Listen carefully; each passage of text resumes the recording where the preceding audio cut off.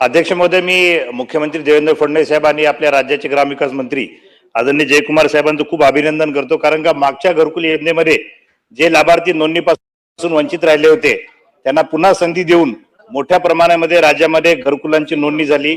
माझ्या एकट्या नायगाव मतदारसंघामध्ये 43,000 घरकुलांची नोंदणी झाली। परंतु अध्यक्ष महोदय, याच्यामध्ये एक महत्त्वाचा गंभीर प्रश्न असा आहे की हे जे घरकुलाचं बांधकाम जेव्हा चालू होतं तेव्हा बांधकाम चालू झाल्यावर जे सर्टिफाय करण्यासाठी जे इंजिनियर येतात म्हणजे आरएची, ते मोठ्या प्रमाणामध्ये नागरिकांकडून पैशाची मागणी करतात। 15,000 रुपये कमीत कमी ते मागतात। आणि माझ्या नायगाव पंचायत समितीमध्ये एकट्या नायगाव पंचायत समितीमध्ये 11 इंजिनियरनी कबुली दिली व्हिडिओवर की ते पैसे खातात म्हणून, आणि त्यांना जिल्हा परिषदेने तात्काळ सस्पेंड केलं। त्यानंतर उमरी नगर पंचायत समितीमध्ये सुद्धा एक इंजिनियर जी बाई होती तिच्या जागी नवरा काम करत होता आणि पैसे पण खात होता, त्यालाही तात्काळ निलंबित करण्यात आले। परंतु माझा सन्माननीय ग्रामविकास मंत्री महोदयांना हा प्रश्न आहे की हे जेव्हा सगळा भ्रष्टाचार चालू असतो इंजिनियर कडून, बीडीओला माहित नसणं हे शक्यच नाही।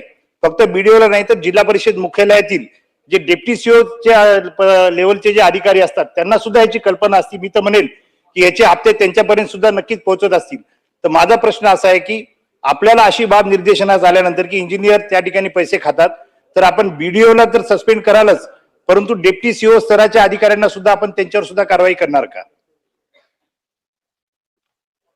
अध्यक्ष महोदय, माननीय सदस्य महोदयांनी एक गंभीर विषय या ठिकाणी सभागृहात याच्या अगोदर माझ्याकडे त्यांची तक्रार होती। त्या संबंधित सगळ्या इंजिनियरवर कारवाई तर अगोदर झालेली आहे।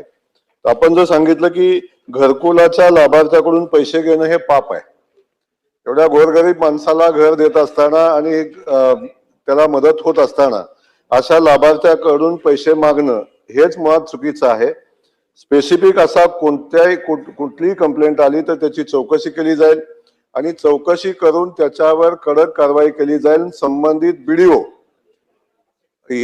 असतील, संबंधित डेप्टी सीओ असतील, या सगळ्यांना या प्रक्रियेमध्ये जबाबदार धरलं जाईल आणि तशा पद्धतीची कारवाई केली जाईल।